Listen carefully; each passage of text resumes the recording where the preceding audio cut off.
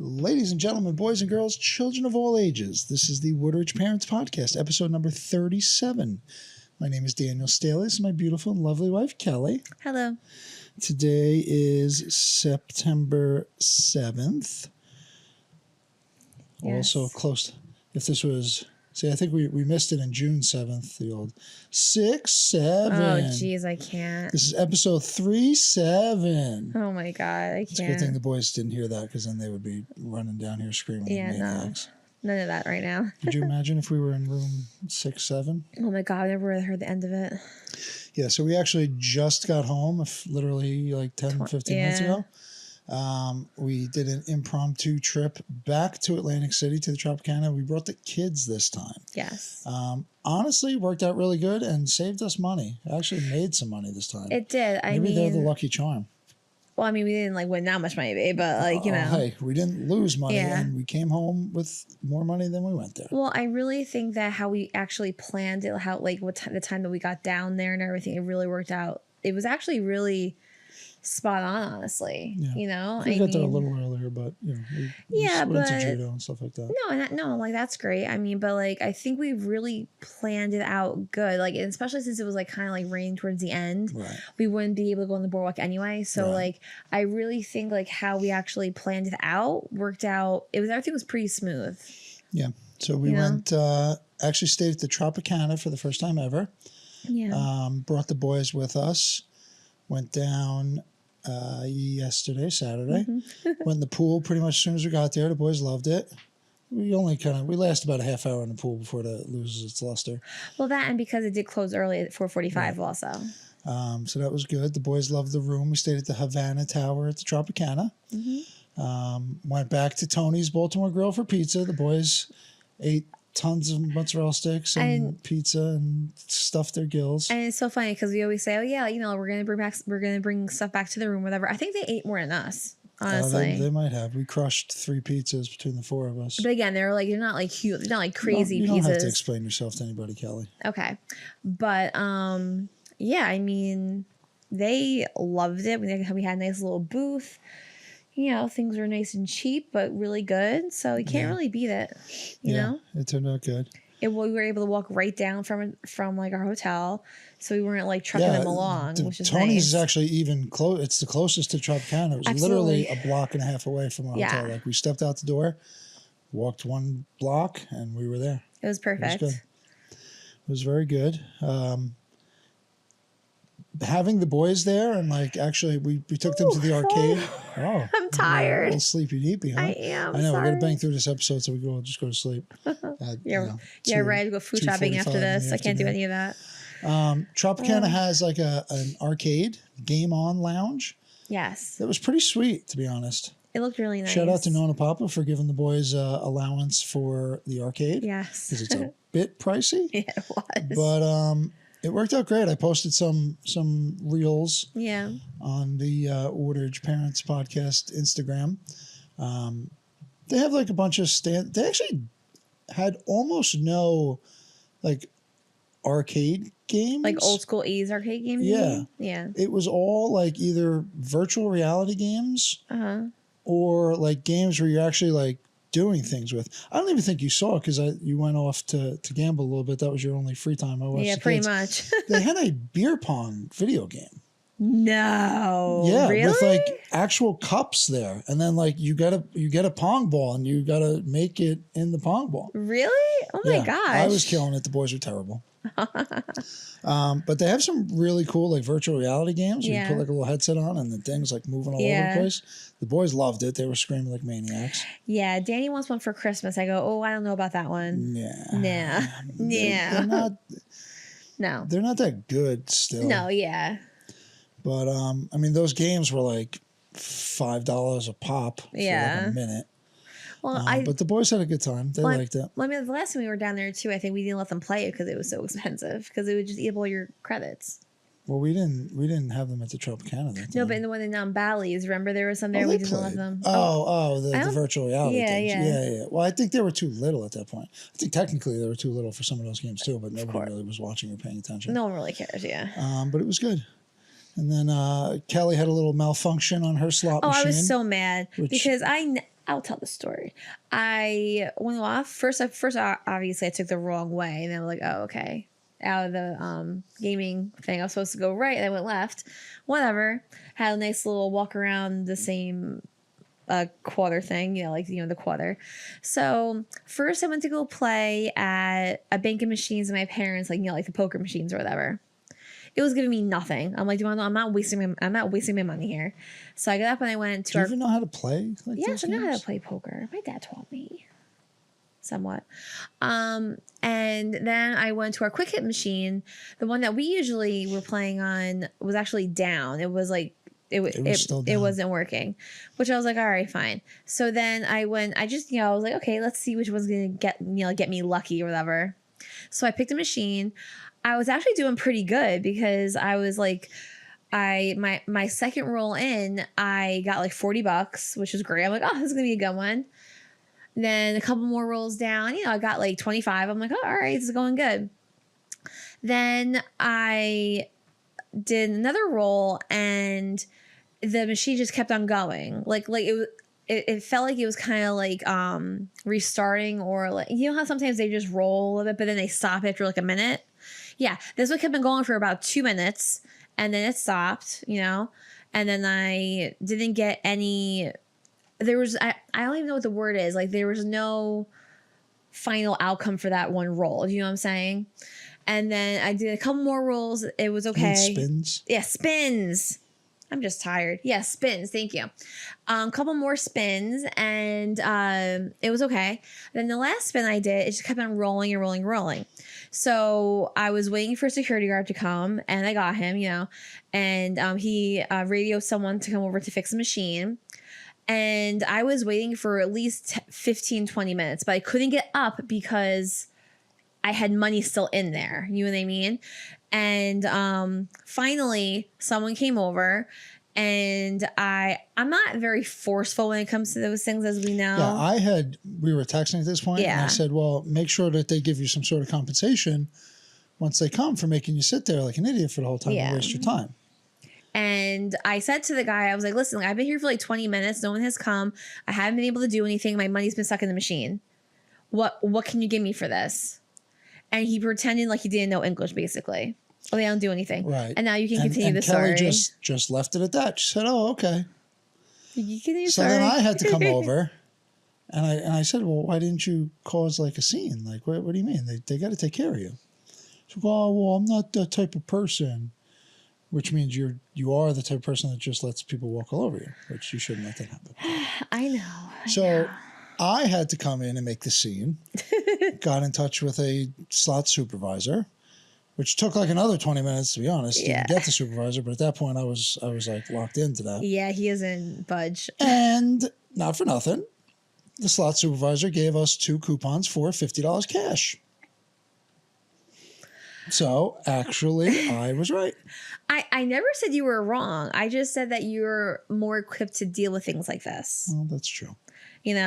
And normally we gamble together. Where there's any issue, my knight in shining armor always takes care of me. But, I just wanted to have a nice couple of rolls to myself, get those free games and, pick the thing or whatever. And then the kicker was, as I was waiting for this guy to come over to fix my machine, there was another older gentleman at the machine that I wanted to go on to, because I was actually I wasn't really getting anything on that one machine, so I was going to cash out and then go on to that machine. And this guy sat down before he could get to that machine, and this guy was getting free spin, free game after free game. He didn't even know to go onto the top and hit the free things or whatever. I was like, oh, sir, you have to go on the top and, pick them. Oh, that seems fun. I was dying in my seat, and he was getting wilds. I would see a 20 gamer here, 15 gamer here. And I'm not kind of going like this in my chair, but I was going this in my chair. And there was another guy behind him at another machine. He was watching his wife play, and he saw me. He was and then, the guy got a couple free spins or whatever. Then, another spin, he gets more free games. I was like, I'm ready to lose it. Like that's when I told you how I was like overheating and I was getting like so mad. Like I was just done. And you gotta pick the right machines, Kyle. I know. And I even ordered a drink and it never came. That's terrible. I was like, really? I was so upset. I was so mad. I really was. Well, we eventually did get that ticket. And then we all went back up to the room for a little bit, got the boys situated with their tablets and playing their Roblox. And I think Johnny watched K-pop Demon Hunters again for the 46th time. He actually fell asleep with it in his hand like this. He does that with the remote all the time, too. I know. He's always got it in his hand. His hand and his mouth is always open. Yeah. But since the Tropicana actually has a poker room still. Yeah, so go have fun. I was able to go down and play some poker. It didn't immediately start there because I had those 2 vouchers, so I went to the cashier to cash them, which is what I was told to do. And apparently the slot supervisor had marked one of them for 2026. So now I have to walk back across the casino, have them call the slot supervisor again. Yeah. For her to come back, walk me to a different cashier on the complete other end of the casino so she could kind of like verify that they're good. She was so nice, though. She was nice. She was great. Shout out to Anna from the Tropicana. Yeah, she was so supervisor. But so nice. I had to, this was like another half hour right before I went to play cards. But do you want to know what? That saved you money. Well, not necessarily. Because when I got to the poker room, there weren't even any seats available at that time, so I had to wait like 10 minutes. But then I did get a seat and played for about 4 hours. 4 hours. Yeah. And cleaned up pretty good. So I was in for 400. I cashed out 800. There was pretty much one guy who was there who was one of the worst card players I had seen in a long time. And a bunch of us just sat there and picked on him the whole time. That's so funny. And we cleaned him out pretty good. He must have put in like $1,000. That's insane. And once we finally finished him, he got up and left. And then literally all of us at the table just cashed out. Really? I mean, like every single one of you cashed out? We did not play another hand after he finished. Wow. What did the dealer say anything or just kind of like laugh?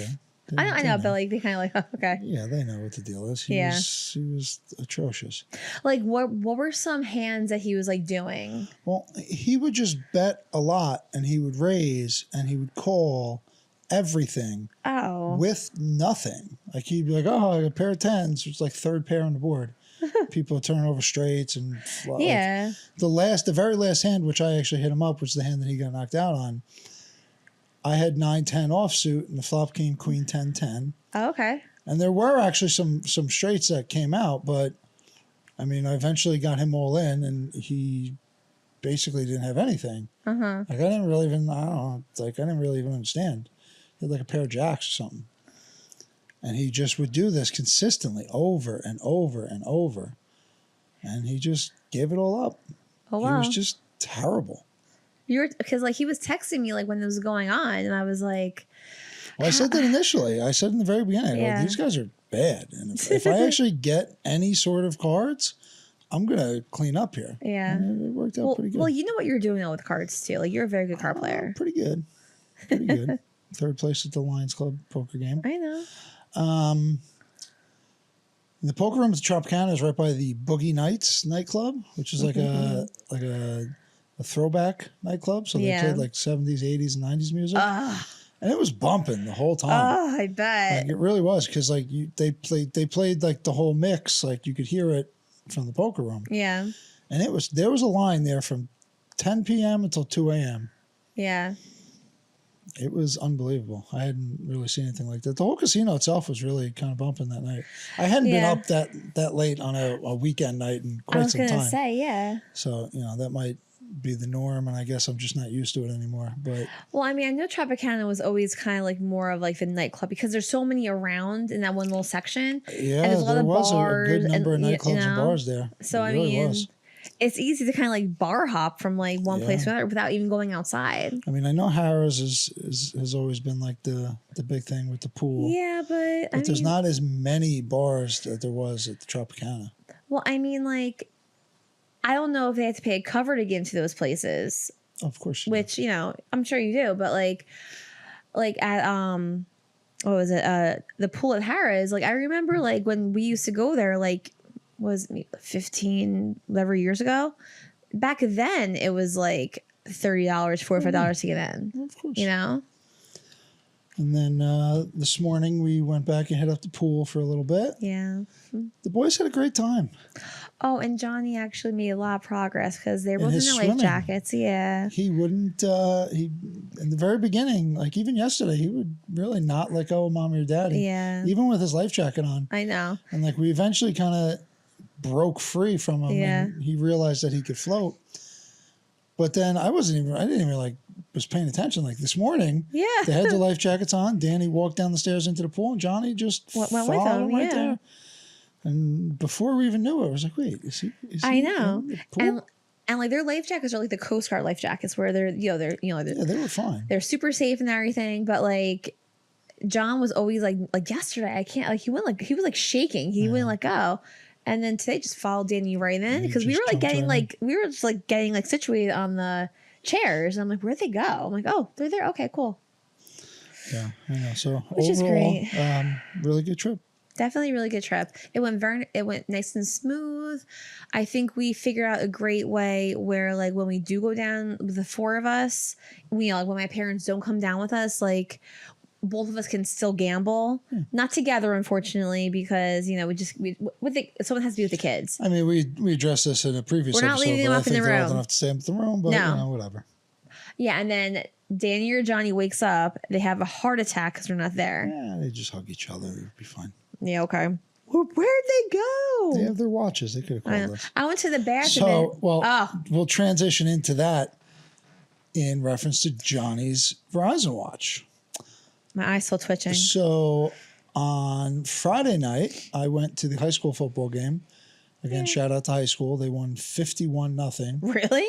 Yeah. They played who? Elmwood Park. 51-0. Are they that good? I think it's a little bit of both. That they're pretty good, and the two teams that they played. I was going to say that 51-0 is like. I mean that's and great. I left in the third quarter when it was like 38-0. So they scored another. And so like both games are shutouts basically too. I think the other game they didn't score anything. I don't think Lodi scored either. So so shout out to them. I got home, stopped at Wawa looking for the elusive Reese's Oreo combo pieces that they have now, which are unbelievable. And they're like selling out at Walgreens and Wawa and everywhere. But Kelly found some for our trip, so that was good. Well, honestly, it was just kind of like about like dumb luck because before that, I will actually shout out to Brianna for switching my hair so I could actually. Well, that was on Saturday, Kelly. Let's not veer too much. I got it on Saturday. Right, we're talking about the watch. Okay, sorry. Okay, so Kelly's texting me while I'm at the football game, asking if I know where Johnny's Verizon Gizmo watch is. Okay, so on Friday afternoon, get home from school, I had a list of things to do to get ready for the next day, like we always do, I had a lot of laundry to fold. I had all these other things to, to get done for the trip on Saturday. So I told the boys, after we had our dinner, he went to the game. I go, okay, guys, at 7:15, we're going to have a little movie night just to get, just kind of like get into like our little mini vacation mode. So I'm starting to, to fold clothes, I go, boys, can you please make sure you put your watches, get your watches so we can, charge them up so we're all ready for tomorrow. Sure, Mom. Okay. I see Danny's watch is already on the table. I go, John, where's your watch? I go get it. Okay, cool. Go get it. 1 minute goes by. 5 minutes goes by. I hear his little feet coming down the steps. Mommy, I don't know where it is. I'm like, okay. And again, this happens sometimes like where he'll lose his watch, but usually we'll find it within. What are you doing over there? Sorry. Usually we'll find it within maybe like 5 minutes or so, So couldn't find it. And they have their, the gizmo watches have the location. They have their, like they can call people on it. And whenever we go, out Atlantic City, bike riding, anywhere that we're always with the boys, but there could be a possibility of getting separated, God forbid. We like having the watches on their wrists because then we can know exactly where they are. We could not find this watch. So then I text him. He goes, oh, well, the last location was at the Woodridge Athletic Center. Right, but that was on Monday when we were because there. The battery died, so realistically, no one knew where it was since Monday. Yes, well, and again, I went to work. I had to go back to school on Tuesday, so that wasn't the first thing on my mind that day, So Kelly tore the house apart. I came home, stopped at the rack, even though her and the boys had already gone there. Nobody had it. I go and leave my phone number with people. And I told them that we were going to cancel Atlantic City if we didn't find the watch. So both of the boys are losing it. Yeah. Johnny is just completely a wreck. Kelly drives over to her parents' house after they looked for it too. To try to find the watch. She had kind of created a whole storm here. So yeah. I had calmed Johnny down a little bit. I tried to make sure that he remembered kind of the last things about it. So they had both fell asleep, basically passed out in their beds because they were supposed to be looking for it, but they just passed out. So I go in Daniel's room and I look around a little bit, and one of his pillows was on the floor. So I pick up the pillow, and there was the watch. And I told Danny, I was like, Danny, go in your room and look for the watch. Right, but you can't trust the 7-year-old to really look for it. I understand that, but again, I was searching the entire house. Except Danny's room. Because that was his responsibility. And then I was searching the park down there, talking to random people, asking if they had this watch, leaving my phone number with random people. I mean, they're not random people. They work at the snack stand. I understand, but I don't know them, But anyway, yes, and then in the morning, that was. Then as I'm driving home, Dan calls me. He's like, I found the watch. I'm like, okay, where is it? Where was it? Found the charger. I think the two morals of the story is you should make sure you knew where it was on Monday. Oh, thank you. Okay. And you should probably search the entirety of the house before going out and looking other places. Well, do you want to know what? I had a lot of things on my mind. Reasonable. No, John should have had it on the table regardless downstairs. After we took it off, should have had it on the table. Yeah. There's only so many things mommy can do here. But yes, we found it and all is well. And then next morning, John goes to me, Mommy, did you find the watch? I was like, yes, we did. We woke him up and told him that we found the watch, but I guess he was half asleep and didn't even remember. Yeah, well, he was a little bit traumatized from me yelling at him, so... a lot. But it worked out. Yes, it did work out. Thank goodness. And speaking of the first week of school, how'd that go for you and the boys and Doyle? We'll do Doyle first. Okay. So I've been in school since Wednesday with the kids. Tuesday just teachers. So I'm already kind of in the school mode. And we've been leaving the house at 7:30 pretty much every day because because they weren't in school yet, so we dropped them off at my parents' house so that I can kind of get a little earlier starts if I make copies or just tweak anything in my classroom. So on Friday, we had their outfits picked out the night before. We had their signs done. I told the boys, we're going to take pictures on the front step at 7:20. We're going to get in the car at 7:25. And I know how crazy parents can be about walking their kids to school and everyone. What? Like you. Of course I know, like me. But there wasn't going to be as many people dropping off their kids because, again, you don't even know who the teacher is. You know what I mean? And a lot of all the teachers are outside with signs. And there were so many people crowding the sidewalk. You're not the kid. I need to make sure then that our children are going to the correct teacher. These parents were just not leaving. You know what I mean? Ugh. They were not leaving. And again, I understand the first day of school. My first day of school is a little bit different because, again, it's a lot smaller. We still have a big building, but we had our names on the fences behind us where they just kind of like lined up like where we were, you know. They'll get to that in a second. But going back to their first day of school, Johnny has Miss Sanzari. Shout out Miss Sanzari. We're very happy to have you again this year. So she knows that Danny's in second grade because she had him in kindergarten.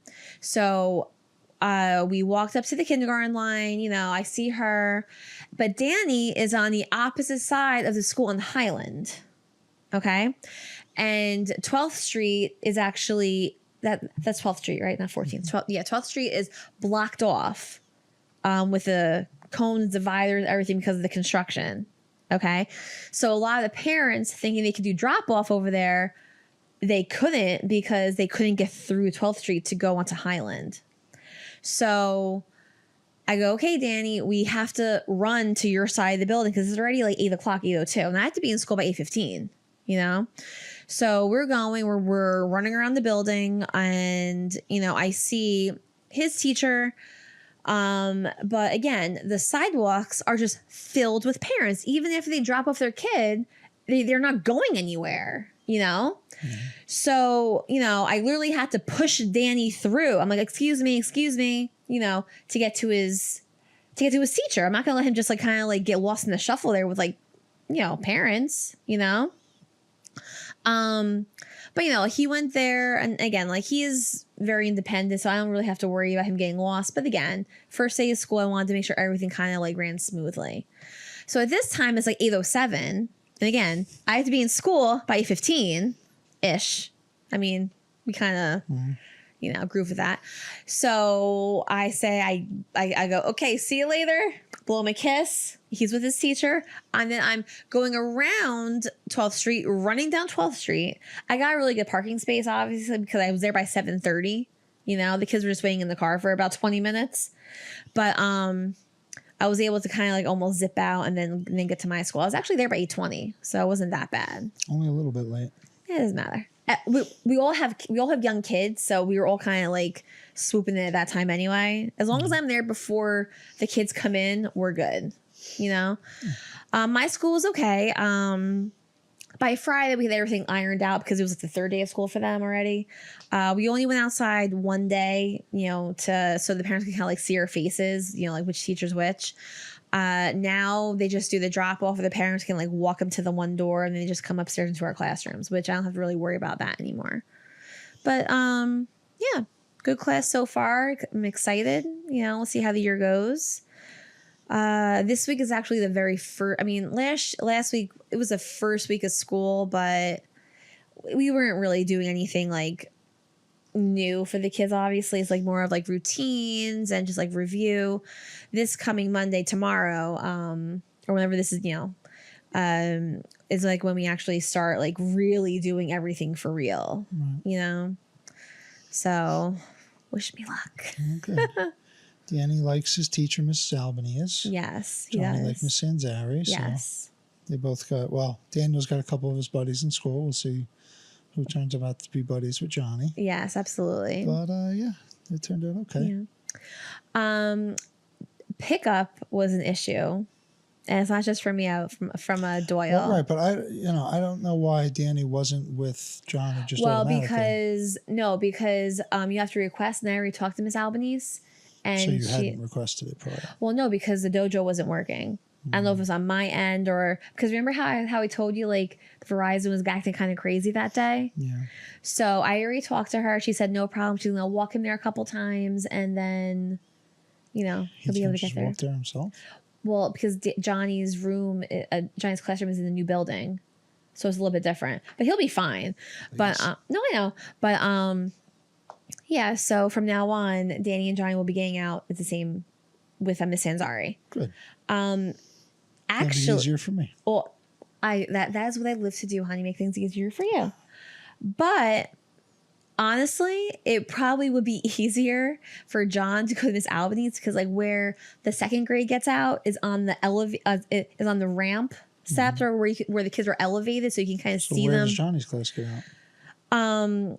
It's in the alleyway where they're like, you know, like you'll see her tomorrow, and I actually sent you a pic of where kindergarten gets dismissed I'll send it to you again if you need it. But the thing with that is, like, the parents going, which they shouldn't, they're all going into the alleyway where you have like kindergarten, 3rd and 4th grade. Like, there's too many parents. You're gonna see tomorrow. But my mom said, like, I mean, coming from coming from a retired teacher too, she's like, she could see how frazzled the teachers were, because you just have so many parents all over the place, and they're not backing away to let other classes get dismissed. You know what I mean? Especially the first day of school, you see like a sea of parents, especially for kindergarten. Yeah. Some kindergartners they don't know their left from their right yet. Where it's just, you ask them, oh yeah, who you going home with? Like, they don't know. And I've been in that situation before, so I know how frazzling it can be, Johnny told her right away how it was, his known Aunt Papa. And like, since she knows who they are, because they've picked them, they've picked Danny up before, it wasn't really a problem. She actually kept him last online because she knew that mom and dad, my parents had to pick up Danny too. Right. And John knows what he's doing. His memory is so good, except for when he loses his watch. But other than that, like, he's our little student. Like, he folds his hands, he raises his hands, he's afraid to get in trouble at school. He's a rule follower. Like me. Danny, however, is like his father. He likes to express himself. Bend the rules a little bit. Oh yeah, he likes to bend them to the point where it's breaking. Are malleable. But yeah, so that was that. Well, oh my gosh. The only other thing for this week was a little transition for me. Usually on Tuesday and Thursdays, I go to the 6 a.m. Jiu Jitsu class up at Kamal's. I actually get up early. I go drive to the electrical shop. I get the van. I drive back to Totowa. It's about 15 minutes from the shop there. Bad. So, no, it's fine. But Cool Keith was on vacation, so his name is Cool Keith? Well, I mean, his name is Keith. He's actually a really sweet guy. He's not really super cool, but, Oh, my gosh. Very nice, though. Very good at jiu-jitsu. But he wasn't going to be around, so then we were going to... It was just me and one other person, and then his dog got sick, so he couldn't go. So I'm sitting there at like 4 o'clock in the morning on Tuesday, like, I was like, can I go to sub 4 at 5 a.m. class? I was like, am I going to have time to make this, whatever? So then I do. I go to the 5 a.m. class at Kelly's Stomping Grounds at Sub Force. Tuesday, yeah. And ended up going Tuesday, Thursday, Friday to the 5 a.m. Sub Force Jiu-Jitsu class. He went more than me that week. Shout out to Buddy Jens Russo, Woodridge resident, Lyndhurst police officer. Mm-hmm. It turned out to be pretty good, to be honest. Yeah. They had over 20 people each day. At least. At 5 o'clock in the morning. At least 20 people, yeah. Jitsing it up. Yep. A lot of cops. Mm-hmm. Bunch of ladies and a plethora of different belts. Oh, yeah. Black belts, brown belts, purple belts, blue belts, white belts. Like, everyone. Mm-hmm. It's different from where the jiu-jitsu where I was going. I got to be honest. I'm not kind of trying to put anybody down, but it was different. And they go hard there. It's seemingly competition based because they go really hard. Friday was sparring for the entire hour. It's always sparring. Like 5 or 6 different times. Yeah. And it was tough. I got a good bunch of throws off, but those guys are good on the ground. Well, see, like, I always talk about you two over there. So, like, they know, like, you're a green belt in judo. Yeah, a bunch of people actually mentioned that they knew that I did judo, so they wouldn't stand with me, which is kind of severely hinders my game. I know. But it was good. But Friday also, to get there at 5, I went to the gym, Strong Shapely, at 3:30. So I did chest and shoulders, my push day, and triceps, and I was pretty tired, to be honest. Like, you seem so not tired, like sleepy tired, but like just drained. Just my muscles, like the endurance of my muscles was tough. So, like, I would do good, but then like they would just get to a point where I just couldn't really hold out somewhere. So I was just like, ugh. Well, I mean, yeah, and like, and the thing is too, like, there's like all ages there too. Yeah. There's like younger. My first round, I went against a 19-year-old white belt who was lighter than me, and I whooped him up pretty good. And I did pretty good against everybody else. But I hadn't done gi in like 3 months. Yeah. And I know this week is actually going back to no gi, so that'll be good. Yeah. Tuesday, Thursday's no gi. But B, like it was a high intensity. And it was good. I mean, I needed it because we have the tournament coming up in exactly 2 weeks from today. Yep. Yeah, I'm going to start. I have to start. Well, obviously, I'm going, Monday, Wednesday, Friday, but I am going to try to. On Thursday, I can't even go because it's a pep rally for them. Oh, at night. Yeah. But I am gonna go on Tuesday. I am. Good. We actually have there's an inter-dojo at Kamal's in 3 weeks from today. That's for the boys. What? I know they can't do CCD that day, and I think it's the 28th. Yes, I can't do CCD that day. Okay. Oh well. No, that's okay. I mean, if it's only one, that's okay because this year is a very important year for Danny because he's making communion and reconciliation. So, I'm excited for that too. Shout out Assumption. Shout out Subforce. Yes. The schedule just came out for next week. We're actually doing no-gi on Tuesday, Thursday. Yeah, they're going back. Well, like Buddy said, like he's like, okay, like because a lot of people were coming, but some people like weren't still coming, whatever. But he wanted to get everyone in gi for like 1 week and then go back to the regular schedule. But then they're doing like a 9/11 tribute class where we're going to get there at 4:15. Yeah. And they're doing 9 11-minute rounds. Tell me how that goes. I don't want to be disrespectful to 9/11, but I don't think I'm going to be able to do any 11-minute rounds. Just do what you can. Just do what you can. I suppose so. You might surprise yourself. I guess. I mean, I could probably stall it out. I guess. I know, right? That is time pumping it up to 4:15. I mean, I got up at 3:30 to go to Shapely anyway, so I guess I could just get up at 3:30 again and then be there for 4:15. Yeah. But that is a rough situation, to be completely honest. But shout out to those guys. Yeah, they're great. Shout out to the NJ Multi-Species podcast, the other podcast that I produce. I love how you match. Well, of course I match. I know, of course you match, but I'm just saying, I love it. Rizzed up, 6'7". It's so bright. Oh, geez, 6'7". But these are our brand new hats that have been selling like hotcakes. We did our first live stream of the podcast last week. Mm-hmm. And actually recording tomorrow night, so we'll probably be doing another live stream. It actually worked out really well. Ended up having like over 1,500 views and like 150 comments, and we're getting kind of the hang of actually going live. But it was pretty good. It was pretty popular, and all the fans were commenting like crazy during the live stream, so they like the interaction. That's good. Maybe eventually we'll go live here, but we have significantly less followers on this than we do on the NJ Multi-Species podcast. So if you do like fishing, especially New Jersey fishing of any sorts, follow on Instagram at NJ Multi-Species. The NJ Multi-Species podcast page on Facebook, the Multi-Species Mayhem group on Facebook, NJ Multi-Species on YouTube and Spotify. I mean, we have like over 20,000 followers on Instagram. Like, that's amazing. Probably with the group, we have like 15,000 on Facebook. That's great. That's great. 4,500 subscribers on YouTube. So it's actually fairly successful. Wonderful. We actually started paying ourselves a little bit recently too. Oh yeah. It hasn't been that much because we only take a small percentage personally, but it's pretty successful. Shout out to technically Woodridge parent, but Moonachie parent Joe Santiago. And new parent from out in the boondocks, Chris Pereira. Mm-hmm. Those are the hosts of the NJ Multi-Species podcast. Again, I don't actually fish. I fished like maybe once or twice in my entire life. I'm not, against it by any means, but... I mean, you're up early enough to do it now. Oh, they're up early too. I'm not in love with the water.